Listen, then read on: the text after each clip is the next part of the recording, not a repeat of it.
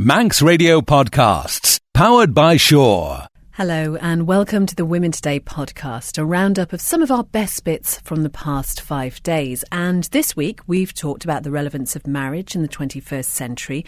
Our Joe's been hypnotised. We were joined live in the studio by Inspector Catherine Bradley and PC Louise Kenyick, who really does look a little bit like Sue Perkins. And we also spoke to a descendant of one of the leading figures of the feminist movement, Dr. Helen Pankhurst. Emmeline Pankhurst is considered now as one of the icons of feminist leadership, and as the leader of the suffragettes and the whole movement of militant feminism. She is, I think, particularly interesting because of that wing.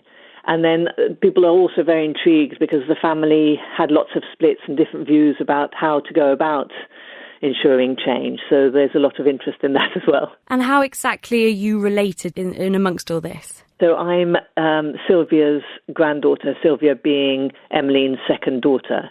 And Sylvia in particular had quite different views from Emmeline and Christabel, Emmeline's oldest daughter. Sylvia and Adela, the younger daughter, remained much more left-wing and felt that the vote for women could be achieved through democratic rather than autocratic approaches, in summary. You've clearly done quite a lot of research about your family. I just wondered how much you know about your Manx roots. I've always known that there was one, and I know that Emmeline's mother came from the Isle of Man and that she used to go quite a lot, and that actually the younger generation, i.e. Sylvia's generation, used to go as well. I'd love to go sometime. I really, really would. So it's on my list of things to do. I just need to make it happen. Oh, well, come over. We'll give you a tour. That sounds good. I'm on.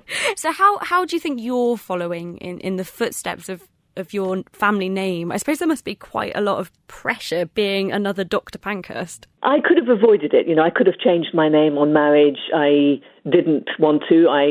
For really reasons to do with wanting to continue the heritage, and I also ensured that my kids, in particular my daughter, has the surname, and she's also carrying on. So it's been a choice. Wherever we could have hidden and pretend that we didn't have that legacy, I have always felt that it was important to continue to name the issues and continue to work, because the world is still very unequal, even just around issues of political participation. It's unequal, but all aspects, from violence against women to little derogatory terms to economic inequalities. There's still so much to be done. And the other thing is I was born and brought up in Ethiopia, so I'm really interested in international feminism and development and the link between poverty and ongoing discriminations. And they are very clear. Do you think there was ever any chance of you not following that kind of feminist route? I don't know. I think that's a no.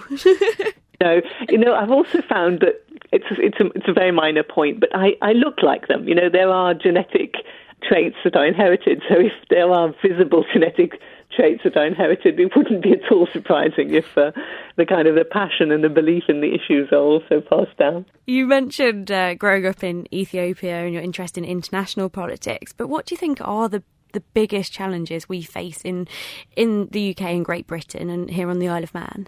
I would say there are two sides of the same coin, and it's to do with one side is to do with the lack of women in positions of authority and power. So in the leadership, politically, in leadership, economically, in leadership, all sorts of ways of defining what society is about and how it changes.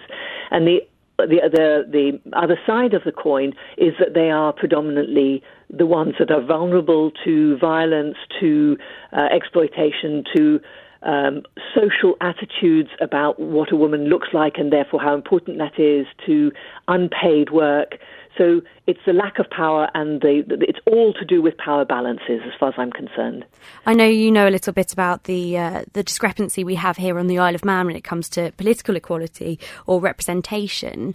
I wondered how you think we should be countering that, how we should be hoping to improve our female representation. Well, I have read that the Isle of Man is has the world's oldest continuously existing parliament. For me, therefore, it's so very important that this Parliament, this symbolically important Parliament, forges the way in terms of equality. And, that would be a fantastic heritage to have, instead of being one of the countries and one of the aspects of the world where, begrudgingly, your Parliament is behind the times. So, I think symbolically it's really important that things should change there.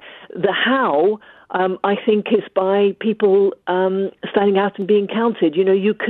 Everybody can say, oh, well, it's not my responsibility and, I've got my life to live and so on. But I think if collectively people, feminists, meaning men and women, kind of say, no, all of these things must change and we can make a difference, then the world will change. We have to do it in our own backyard. Well, the film Suffragette is out on the 12th. Are you hoping this will kind of reignite some passion, I suppose? Yes, I am, because I think that it's impossible to go to the film, to watch it and not feel kind of, wow. I mean, what the level of sacrifices, the level of suffering that those women, that the suffragettes and others, the film focuses on suffragettes, but there were so many people over the millennia who've been on the receiving end of injustices. And, there they were saying, no, enough is enough. And it's actually, I think what's powerful about the film is that it's an everyday woman's experience.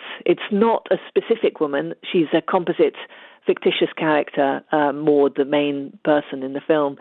And it's her awakening to the fact that her life, the difficulties which she's kind of said, oh, well, she just continued her life and just tried to ignore, that there comes a point where you just have to say, no, I'm not going to let that continue to happen to me and to others, and I can make a difference. I can make small differences. I can see one other girl who's suffering the same type of things as went through that I did, and I'm going to make a difference for her life, etc., etc. So I do think that it's an incredibly powerful, moving film, enjoyable as an experience. It's not a documentary. It's not a do-goody type experience. You just go into that world as you're watching the film. It's really powerful. But I think you also come out of it thinking, wow, and there are still things to be done. As we've been hearing throughout the programme, our guest this afternoon, a head teacher of Williston Primary School, Rose Burton, and executive head teacher of the Linden Centre in Shropshire, Rachel Brown. We've been talking about young people and their behaviour. We're also joined now by Julie Slater from Williston School. And Rachel mentioned the FAST programme, which is something that is used at Williston School. Julie, can you tell us what that's all about? OK, it's a system in conjunction with Middlesex University and Save the Children. And it's about good old-fashioned family values, and it's a system that's run for 8 weeks in schools by the parents, partners, community partners and school partners, and it's to it empowers parents in a school environment where maybe parents might have had a great experience with school. It's bringing parents in and making them part of the school environment, making them confident, and yes. So what was the idea, Rose, when you were first introduced to this? I think it was, May last year. You were introduced by Rosemary Walters from Save the Children here in the Isle of Man. Mm-hmm. What made you think, do you know what, this is something that we really need to do? Well, I've always felt passionate about engaging parents in children's education. There's so much research that says children achieve and are more stable if parents are involved. So it's something I've worked in since going to Williston to really increase the parental engagement in school. There's involvement and engagement. We had an awful lot of parents involved. They'd come to discos, they'd turn up at the summer fair, but I'm talking real engagement in learning, and that's a completely different thing. So I heard about the FAST programme, which families and schools together, it involves the school and the family, not just the parent, the whole family working together. And couple that with my interest and engagement, hearing about this, it was a no-brainer, really. It had to be done. I had to, as a school, we had to take that leap of faith and say, OK, we're going to give this a try. It ticks the boxes. Didn't know what it was going to be like, didn't know an awful lot about it, just went for it. So how has it actually worked then at Williston? How do you implement this? OK, so initially it was a bit of a grey area, didn't know an awful lot, so I did some research, found out more about it and what the programme entails, and it is a very intensive prescriptive programme. So it goes through certain activities during the FAST programme, and it involves staying at school one night, evening a week, engaging families of children in the reception class, the whole family. They come back into school for one evening a week, and they go through a series of very prescriptive activities. I mean, hopefully the parents don't know it's prescriptive, but we know it is. Can I just ask, this is for every child in the reception class, not just people with specific behavioural issues? Oh, absolutely. Every child it's offered to. Not all families take up on it. So we did a big song and dance sort of, advertising it, and those parents who expressed an interest came on board.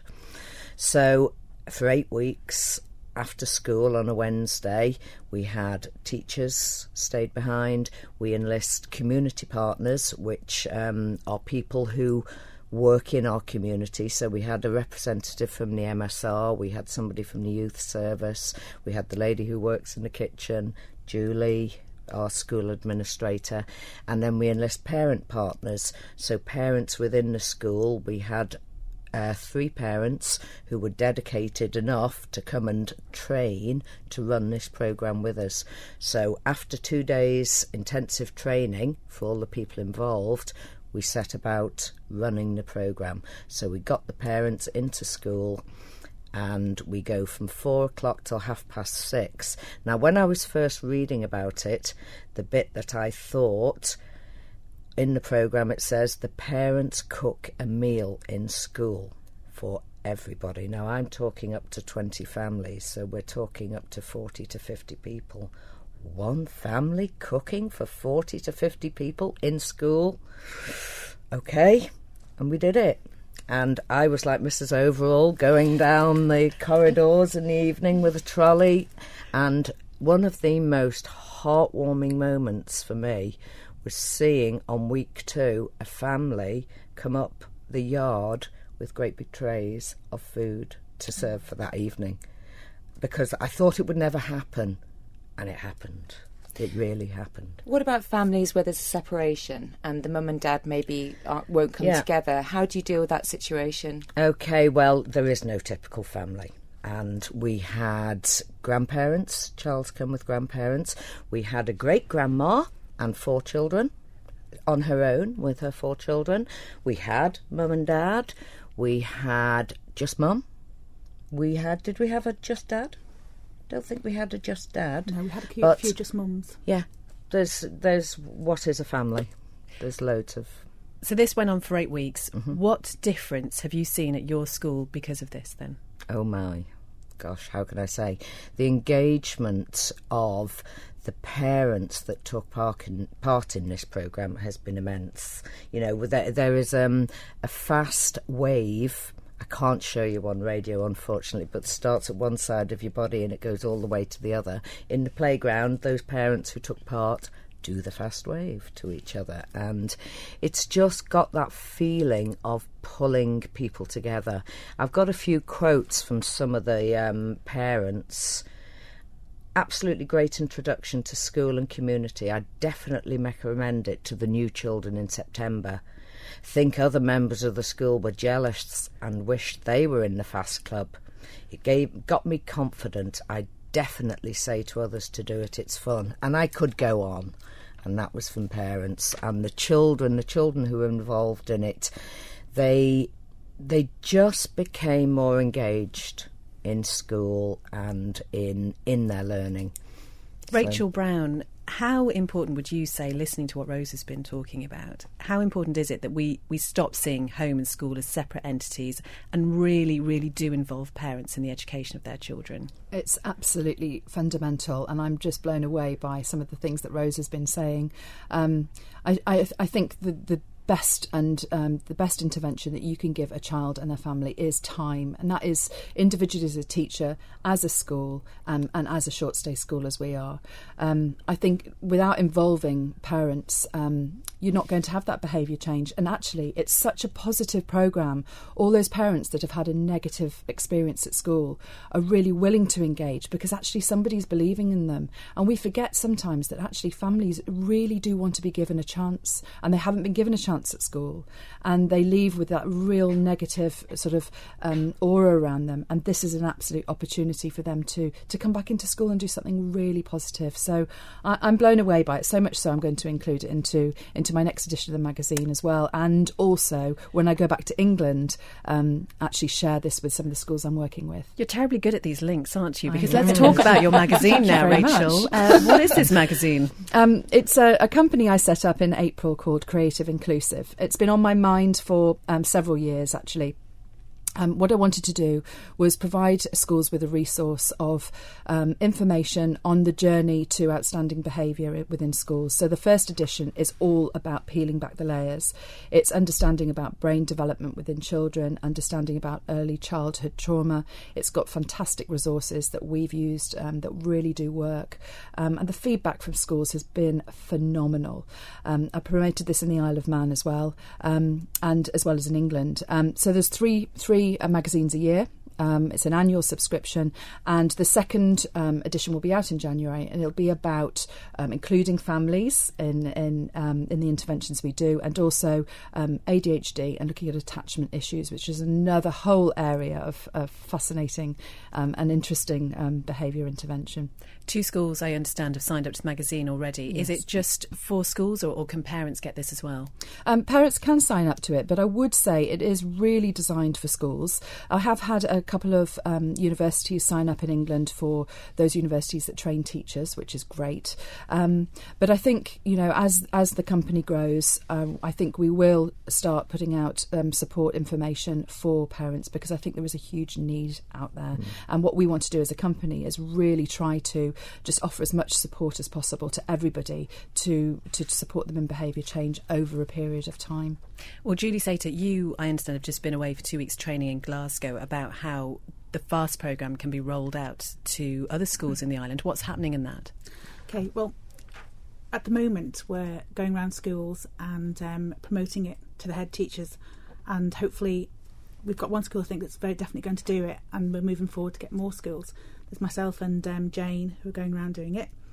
The biggest problem, of course, is our fundraising for it, and we are at the moment in our own school at Williston raising funds. We've got our Fast Works team, which is the group that was set up after the fast had finished its 8 weeks, and they're starting to raise funds for it to go ahead. And we've got our Christmas fair on the 4th of December. Get that plug in. And it'll be shown on our website, and hopefully your site will show it as well. We want to know if you think marriage still has a place in modern society. And the reason we're talking about this is because the TV presenter Chris Evans has told television viewers at the weekend that he certainly doesn't think so. On Channel 4's Sunday Brunch, he said, "We began to get married 3,000 years ago, which is about the ownership of a woman by a man, and actually, as a model, it doesn't work at all anymore." Now, Chris is a dad of 3. He wed his current wife, Natasha, 8 years ago. He was also married to the singer-turned-actress Billie Piper for 6 years and Loose Women's Carol McGiffin for 7 years. So, does marriage still have a place in modern society, or do you agree with what Chris Evans has said, that marriage is archaic and no longer has a place? Do let us know what you think. We've got some thoughts already. You can text in 166 177 or email womentoday@manxradio.com, or go to the Women Today Facebook page. You can like the page and comment there, or follow us on Twitter @MR Women Today. All right, Kate, does marriage still have a place in the 21st century? Yes, I think it does. I think there is something within me that says it's really lovely for 2 people to kind of promise themselves to one another for the rest of their lives. I do get what Chris Evans is saying about it being kind of archaic, and it definitely used to be about ownership. The whole idea that your dad walks you down the aisle, you're his property, and then he gives you away and you're suddenly your husband's property. I get that, but I think we've moved on. I think it's changed, and I think marriage is seen as a much more equal joining of 2 separate people and 2 separate families. So I think it does still have a place. Jo, you've been really open about the fact that you are currently going through a divorce, and I just wonder, has this changed your opinion of marriage at all? Yes, it has, to be frank, because when I set out to get married, my ex-husband and I, we did it rather quickly because his poor mother wasn't very well. She had liver cancer, so we decided to surprise her and get married. We planned it within 7 weeks and suddenly got married. And my daughter was 18 months old at the time, so we weren't traditional in any way, obviously, at all. But now that I'm going through a separation, I do believe that, marriage, there's a place for it. However, I think in this day and age, we're literally just getting married so that we are part of a family as a unit altogether. I'm not so sure it's just about the husband and the wife. At the moment, for instance, it's like, do I change my name or not? And I don't want to change my name really at the moment because it's my kid's name. So I just feel that would I get married again, I think is the question I would ask myself. And I'm not sure at this moment. I can never say never. But I don't think there is a massive need to get married in this day and age. I really don't. Matty, you are happily married. What do you think of the institution of marriage? Well, I am 4.5 years happily married. Happy married, just myself and my wife, really. So we didn't get married for any reason with kids or any. It was just a commitment to each other, really. So happily. Is that the good answer? What about this notion then, Kate? I mean, you talked about the idea of your dad giving you away. I mean, I don't know whether you've imagined a scenario where one day you may get married. Have you imagined the dress and the flowers? One of my friends had her flowers pinned up on a board, a picture of them pinned up on her notice board before she'd even met someone. Well, I don't want to terrify any, prospective suitors, but yes, I have imagined my wedding in quite a lot of detail, which goes against so much of the rest of my personality. I think that's why I'm really surprised that you are so for it in some ways. I mean, would you have your dad giving you away? Yeah, absolutely. I think I'm probably quite traditional when it comes to the idea of weddings and marriage because, I have grown up with my parents, have been together all my life. And I think they're the kind of marriage I look to, and the fact that also my grandfather was a reverend. So I see that as quite an important part of marriage. He actually married my mum and dad to each other. So I think I have the real traditional view of what I would want my wedding to be like. But I think maybe that's the problem, is that so much of it goes around what the wedding's going to be like that we actually forget what's going to come for the rest of our lives after it. I think that's a really good point to make, Kate, is a lot of people put huge amount of pressures on this huge day that's going to happen. I'm glad that mine was only 7 weeks done and out of the way, if I'm honest with you. It wasn't a massive event. It was an amazing day. But talking about kids, that was one of the things that hurt me most when we were getting separated, because my parents are still together. They've been together for I'm going to get in trouble because actually I can't tell you how many years. It's just a long time. And they're amazing together as well. They've been through ups and downs, but they are still together. And I think that's one thing that I felt was that I'd completely failed because we were separating. I felt like my parents get through their ups and downs. Why couldn't we do it? And I felt like a total failure for my kids, actually, because I felt that they should have two parents together, still together, for the rest of their lives, like I've got. However, I also am pleased that they're seeing it from another point of view, where a separation can happen because two people aren't meant to be together, but they can be amicable at the same time. Like we're all having Christmas Day together. It can be done.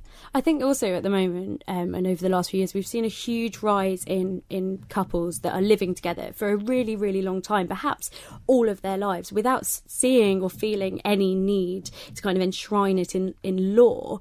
And I don't think that's necessarily a bad thing. I think that marriage has to be about you as individuals and what works for you and what is going to be there to support you, as you say, through those ups and those downs. It's interesting, I think, that we're having this conversation at the same time as the debate surrounding gay marriage is going on around the island. And I wonder if that just suggests that people do still care about the sanctity of marriage. Yeah, you're right. It's, again, another very good point to make. And I think that, there is obviously this need to want to be married. But I think also it's the fact that they should actually just be able to give them the choice.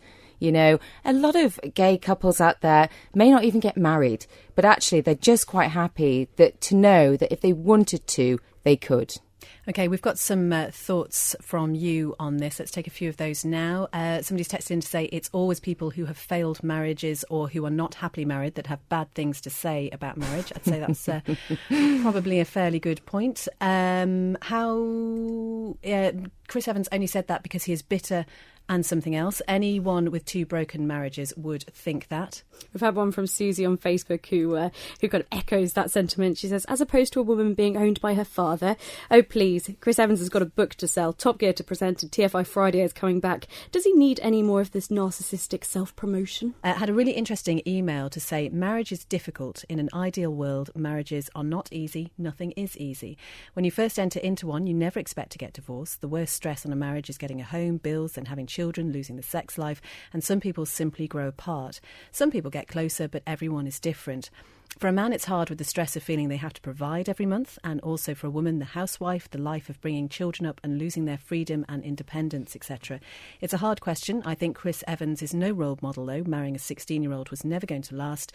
Nowadays, it's not important to get married. When you separate, you still have the same issues to face. All marriages now is a name change, so kids all feel part of one family. That's it. And Frank says, why get married? You never buy a book when there's a library down the road, do you? Women Today, brought to you by citywing.com for your next flight away. Now then, when I say the word hypnosis, I'm going to assume that many of you will get quite a specific image in your mind. Now for Kate, it's someone waving a watch in front of your face. For me, it's probably those stage acts which get people to do some pretty outlandish things. But I think the reality is really something that's quite different, and our guest today is going to be explaining that. Sue Chalmers, we've told you some of our first impressions. How do people generally react when you tell them what you do?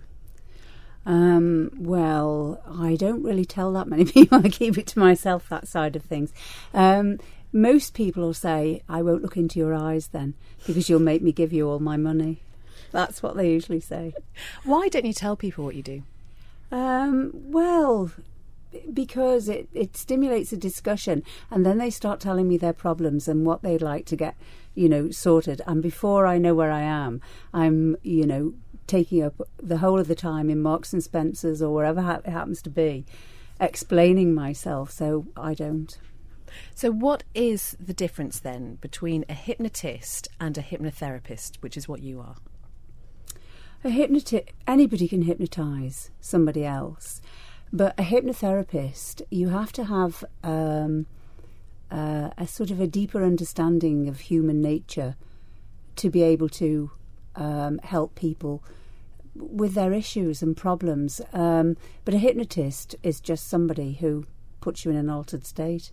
What do you think of those stage hypnotists? Because I'd imagine maybe if, from your point of view, that you might think they have, I don't know, a negative impact on your profession. No, they don't. In fact, quite the reverse.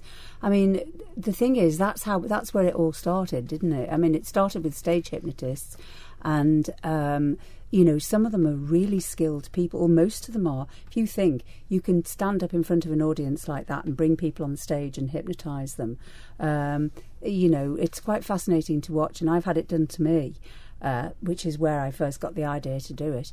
So no, I think, it's for entertainment, and as long as you realise it's for entertainment, and, when you come to see me, you've usually got an issue anyway of some description. So no, I think they're very good.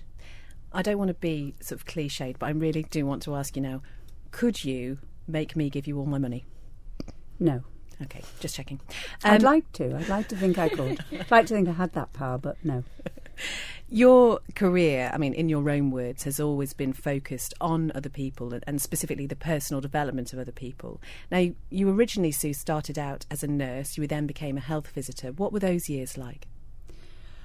Well, they were mostly quite boring, really. I mean, if I have to be honest. It's one of those things where there's pockets of interest. But if I hadn't had those years, I wouldn't be. I don't think I'd be able to do what I do now without having had those. And I did coaching and counselling after that as well. So it kind of followed on, if you like. But the early years of just health visiting and nursing were a little bit boring, really, when I think about it. It's only in retrospect, of course. At the time, it didn't seem like that. And what made you give that up specifically? I know you went on to coaching, but was there a specific reason where you thought, you know what, I'm done with this? No, I just moved into it, really. There wasn't, no, because I don't think that deeply about it. I just thought, oh, that looks interesting, I'll try that, which was the coaching, and it was really new at the time. And I liked the idea of being at home and not having to get dressed and go out and meet people. You could just do it on the telephone.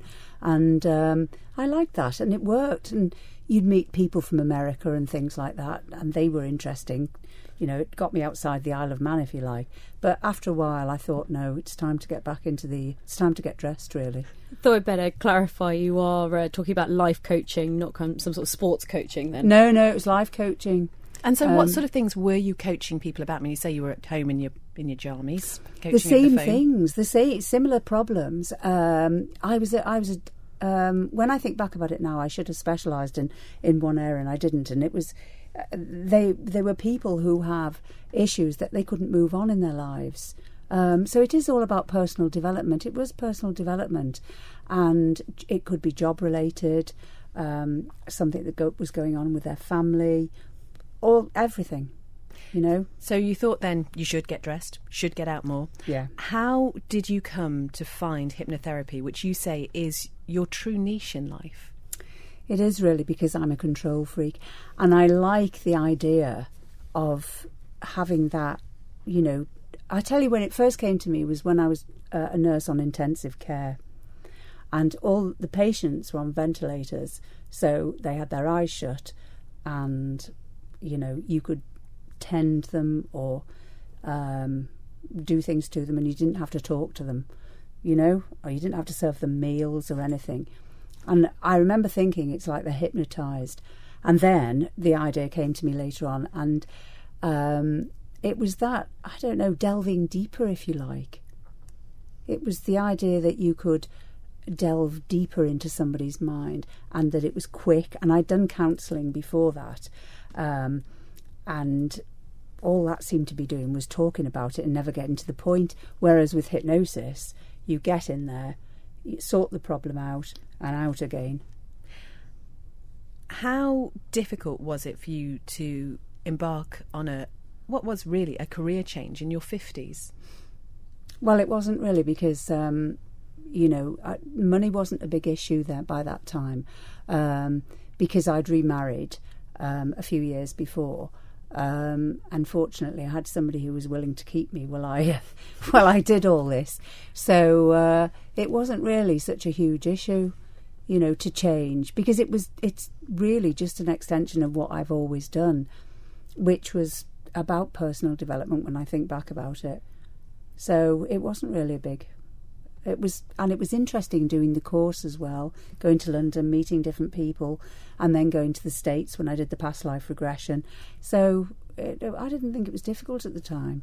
Really looking forward to finding out more about this a little bit later, Sue. But just how do you know this works? I mean, you sound so convincing when you say, you know, hypnosis gets in there, it sorts the problem out. How do you know it can do that? Well, because I've been doing it now for about, what are we now? I must have been doing it for about 15 years. And I've seen such transformations over the years after just one session. You know, so I do know it works. You know, it's been proved to me. And there's times when I think, this isn't going to work. You know, when somebody comes in and I think, oh, they're just not going to be susceptible to this, and it just works. Okay, I'm stood outside Sue Chalmers' house, and I'm about to go in and have some hypnotherapy done for my pain that I'm receiving after fracturing my ankle and also back pain. I thought I would try it and see if it relieves the pain. And if I'm honest, I'm actually feeling a little bit nervous because I've got no idea about what's about to happen to me. And I'm supposed to be going out this evening. And I'm not quite sure what state I'm going to be in, if I'm going to be hypnotised. But I'm looking forward to it. I'm really interested in seeing if it actually really will help to relieve the pain. I'm sure that just one treatment won't be enough, but we'll see. So I'm just heading in and I'll let you know how I get on.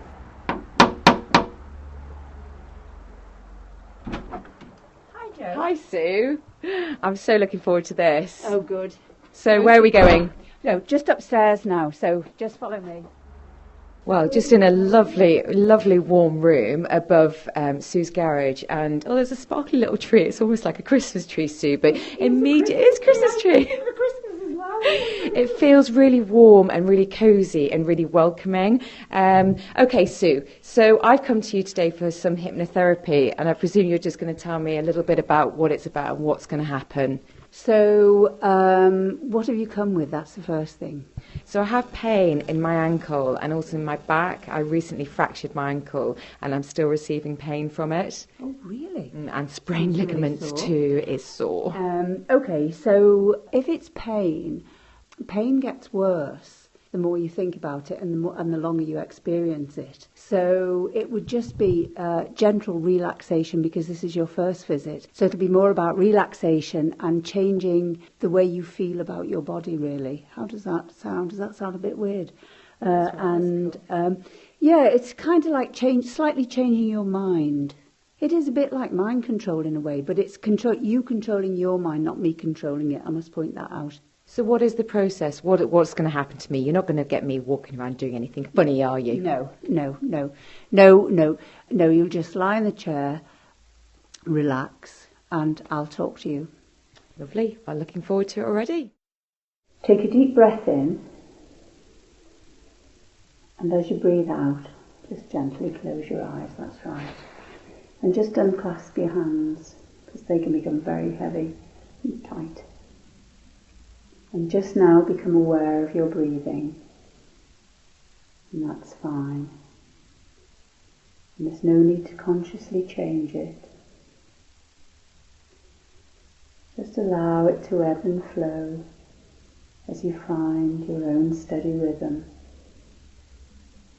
Knowing that with every out-breath you relax more and more as we go on.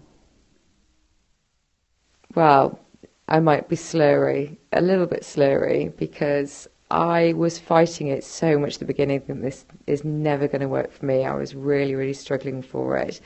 And your voice, Sue, is incredible. And counting me through, going into deeper relaxation, I really felt the levels going, but I was still fighting it. And it's not until the end, when you're counting me coming back up into life, I would say, that you then realise the depth of relaxation that you've had. I feel like I've had a night's sleep and I've had a 30-minute treatment, about half an hour treatment, and I felt like I've had a whole night's sleep. It's just so relaxing and I feel incredibly at peace. Pain-wise, I can't feel the pain that was there so strong before, but I'm sure it's not an instantaneous thing. I'm sure over the next few hours I may even feel that relief. So but right now I feel incredibly relaxed. I don't feel in as much pain, but it's done much more for me than what I would imagine. We are talking this afternoon to two female police officers, Inspector Catherine Bradley and PC Louise Kenyuk. Now, earlier, Lou, you were talking about the blog you've been writing, and I just wonder, Catherine, how you felt when you first read it. Has she read it? Have you read it? Yes. Just putting you on the spot there, no fighting now. To me, it actually, knowing Lou as I have done for 17 years, it was Lou, if that makes sense. And that's the best way that I can describe it. She wasn't trying to be somebody she's not. She wasn't trying to pretend the job is anything that it isn't. What you saw is Lou. So what you see is what you get. And it does capture. It does capture what we have to do on a day-to-day basis. And it was really Lou's motivation to do that, building on the work the constabulary's done in the use of social media. Let's talk about that in just a moment. But Lou, did you have to run it past anyone first to make sure you were allowed to do it? Yeah, I did ask Guy Roberts. I sent him a private message. I'm actually technically a net when it comes to Facebook and Twitter. So everything I do, I think as we get older on, we want to try things and push our limits and boundaries. So I started kind of using Twitter and Facebook. So I sent him a little message basically saying, have you got any issues? And he said, no, go for it. So for that, I think Mr. Roberts has known me since I was very, very young. I lived in the same street as him. So I think he knows me enough, and he knows that I'm not one out to make a name for myself. And I will be truthful and honest, but not to the detriment of anyone. So if I'm writing things that I think perhaps may not offend, may be contentious, like the woman blog I did recently, I asked for his permission to use pieces that he'd written, and if he'd say it was okay. And he does, he trusts me, which is nice, a nice position to be in. Well, let's talk about social media then, because it's more than fair to say that the Isle of Man Constabulary has really changed its approach to social media over the past few years. Catherine, how conscious was that decision? It was very conscious. It was driven by the Chief Constable, Mr. Roberts, that Lou has spoken about, because there was a recognition that social media is here to stay, and it's only actually going to get bigger and develop. And we view it as an area to police, no different to patrolling the streets of South like Lou does, or Douglas like I do. So it was the recognition that we needed to offer a service there. And we've been very fortunate that having the Chief Constable drive it forward, the Constabulary has taken it on board and embraced it. And we get an awful lot of positive feedback, but also when things haven't gone right and people tell us about it, it's that instantaneous, you have it there, you have it then. And it's like anywhere, there are good parts to it, and there are not so good parts to it, but yeah, it's here to stay. I'm like Lou, I'll hold my hands up. I was the ultimate technophobe Luddite who couldn't see the benefits of it at all when it first started.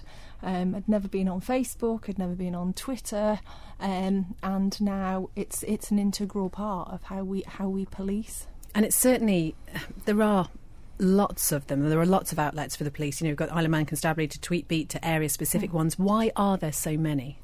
It's to capture the needs of different areas, really, because what goes on the South page generally is of interest to the people that are in the south of the island, and they will follow that. They have absolutely no interest in what's going on in Douglas or Peel or Ramsey.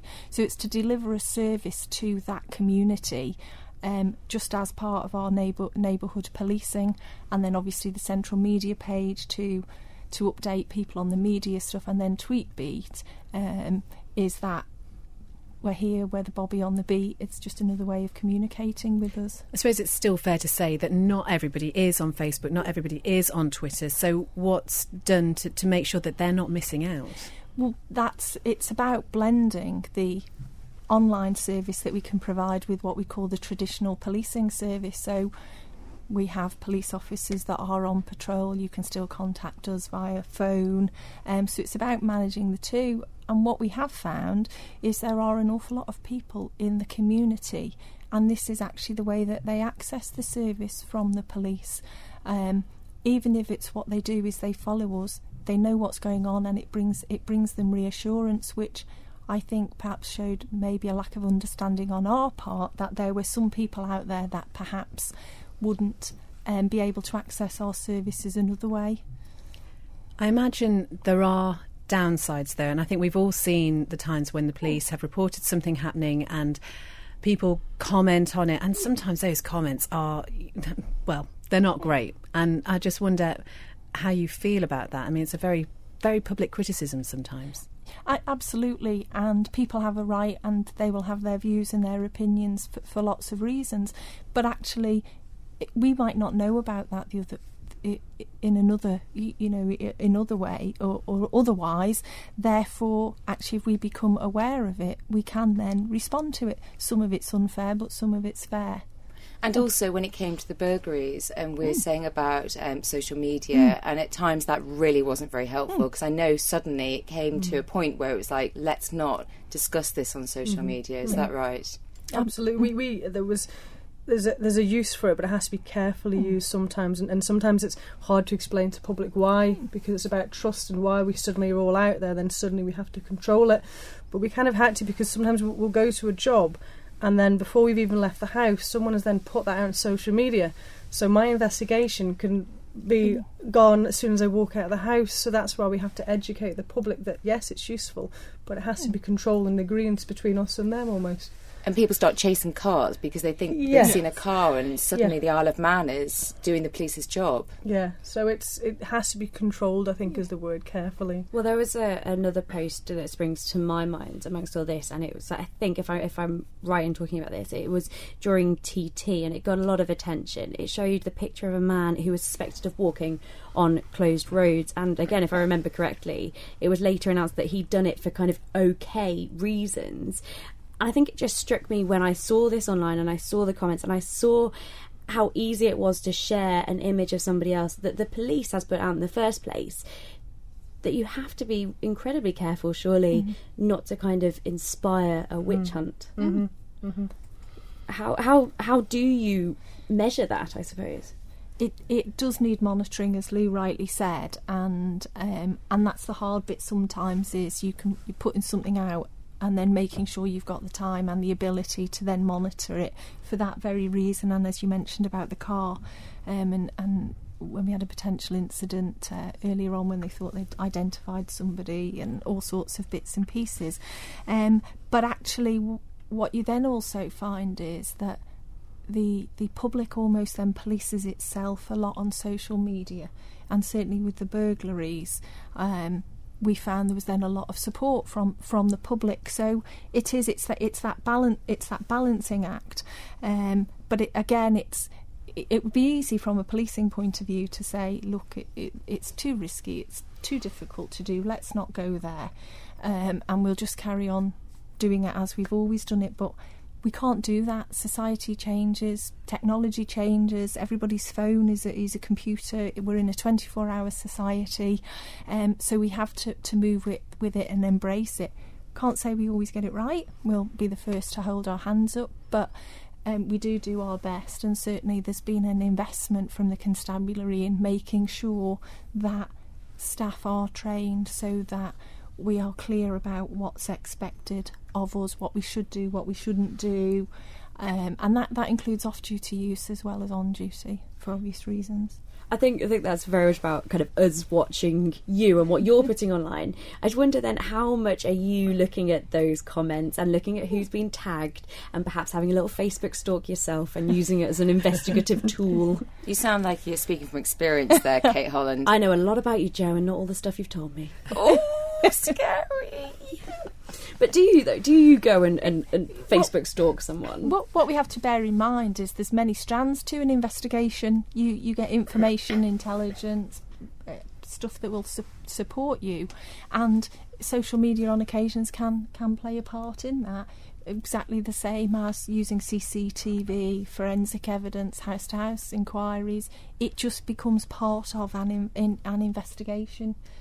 Be it we put something out because we're looking for somebody, or sort of after the event. That's an interesting one you're raising about looking for someone, because sometimes there are particularly young people who may go missing for various reasons. It might happen more than once, and I suppose that's the sort of thing that worries me. You see the comments that some people put on about, oh, them again, and it kind of really belittles what that individual person's going through and what those people connected to them are going through. Yes, but again, we can't always legislate for what other people choose to put on, but it can be a very, very powerful tool when people are missing, because we are still fortunate. The majority of the community of the Isle of Man are very supportive of what we do and actually want to help people. So it would almost be like cutting our nose off to spite our face then to not use it, because there will always be keyboard warriors. Is every post then that weighing up of the pros and cons? It's a bit like, I mean, Catherine was alluded to there, so where we get the negative side sometimes on that's a little bit why I'm blogging. So people are allowed to say what they want to a degree, but if I can then see someone counteract it by being honest and say, well, actually that's it, then it's trying to get that balance and control back, and that's the important part. But it's about giving everyone the freedom but in a managed way. Thanks as always to our amazing guests. And as ever, it's never too late for you to get involved. Head over to Facebook, find the Women Today Facebook page, and you can comment there, or you can follow us at MR Women Today on Twitter. And you can listen again to the full programmes on manxradio.com, or join us every weekday live from just after 2:00. Don't sit in the slow lane. Join the fast lane right now with Shaw's all-new Superfast Plus broadband.